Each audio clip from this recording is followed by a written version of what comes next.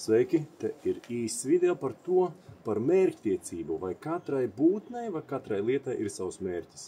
Mums parasti saka, ka Dievs radīja visu ar mērķi, katrai būtnei ir savs mērķis, katram ir savs plāns, bet mēs labi zinām, ka katrai lietai ir savs plāns, arī no cilvēciskā viedokļa. Tātad mēs skatāmies uz manējo Yamaha Tenere, viņai ir plāns, viņā ir ielikts cilvēkā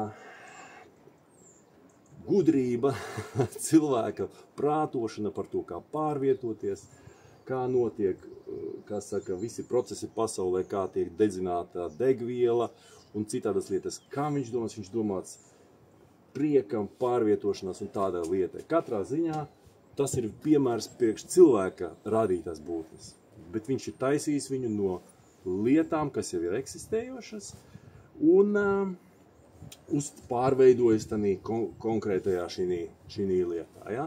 Pirms es braukšu apkārt izpētīt skaistos dabas skatus un tā tālāk, par ko bieži vien kristietībā saka, ka tas ir pierādījums Dieva radīšanai, gribēju pievērst uzmanību, ka ne viss tik skaisti pasaulē ir. Kāds ir mērķis tādām lietām kā slimības, vīrusi, bacili, un kā piemēru pievedīšu jums labi pazīstamu Āfrikas loa, jeb tārps, kas parasti dzīvo cilvēka acī, un daudzus cilvēkus noved līdz tam, ka viņi paliek akli.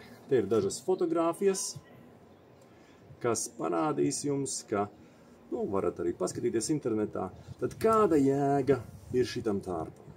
Dievs ir visu radījis, viņš ir radījis lolo, viņš ir radījis neskaitāmas lietas, domājis par viņu, kā viņam izdzīvot kurā vidē, kā viņam izdzīvot tanī acī, kā viņam vairoties. Tātad kāda jēga jūs domājat ir tam te, tai lo.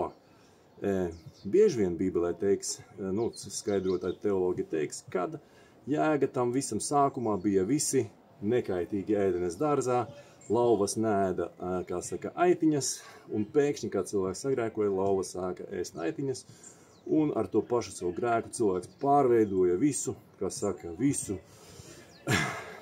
dzīvo dabu, visi pakrita, ja? Bet kas tad veidoja konkrētās funkcijas, konkrētās kaut kāda veida, kā darbosies konkrētie bacili un kā viņi izdzīvos vidē, to noteikti darīja Dievs. Tātad viņam bija plāns uz konkrētu viņa radīto būtni, ja? Tāpēc, skatoties dabā, nevienmēr mēs redzam, ka tas ir, teiksim, tik smuki un skaisti, bet es braukšu un to, ko piedāvā dzīve, izbaudīšu to skaisto pusi, ja, ar, kā saka, šito mocīti, ja.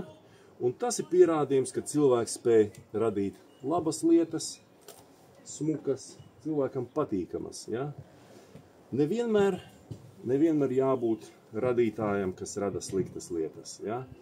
Un es domāju, ka Bībelē bieži vien ir parādījis tieši Dievs, kas rāda sliktas lietas.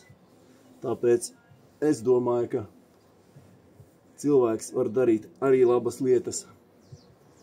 Un katrā ziņā iedarbināsim šito aparātu un paskatīsimies, ko cilvēks ir radījis. Un teiksim tā, kad es ieslēgšu šito audio ierīci, pieslēgšu mūziku klāt, braukšu, es būšu tādā stāvoklī kā meditācijas stāvoklī. To varētu salīdzināt, kā citi saka, ar lūkšanas stāvokli, tāpēc, ka tu esi viens ar apkārtējo vidi, viens ar dabu, un manā skatījumā tas ir tāds dziļš tāds, kā saka, piedzīvojums, pozitīvs piedzīvojums.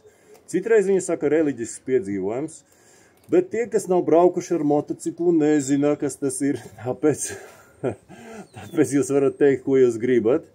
Bet braukt ar motociklu ir reliģisks piedzīvojums, draugi mīļie. Un,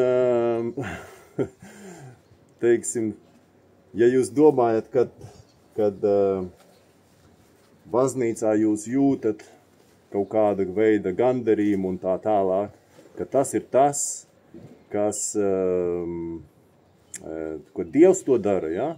Nebūtu tā nav, ne? Labi, es katrā ziņā iedarbinu motociklu, ieslēdzu šito savu mūziku, un es būšu, teiksim, lūkšanas stāvoklī. Labi, visu labu visiem!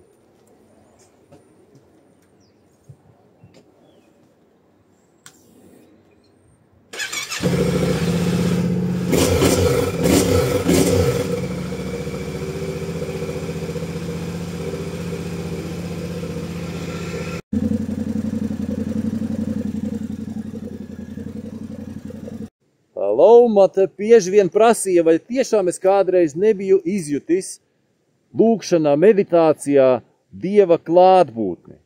Tādu sajūtu, labu piepildījuma sajūtu. Es teikšu, braucot ar motociklu, tā piepildījuma sajūta, tāda kopības sajūta ar visu apkārtējo, ar dabu, pašam ar savām domām, ar visu, kas tev ir apkārt, tāda nomierinoša un tiešām dziļa sajūta ir braucot ar motociklu. Un es teikšu, kad, ja kurš vēlās apstrīdēt šo manējo apgalvojumu, viņam ir jānopērk motocikls, jāiemācās braukt ar motociklu, lai cik tas aizņems ilgi, 2-3 gadi, un tad jāpasaka, jāiet vienlaicīgi uz baznīcu, un tad jāpasaka, vai braukāšana ar motociklu ir tieši tas pats, kas būtu baznīcā meditācijā. Es teikšu, priekš manis tas ir tas pats, pat vēl vairāk.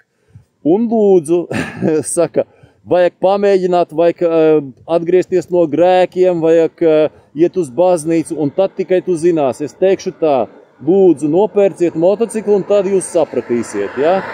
Kas un kā, vai tas tiešām ir tā pati sajūta.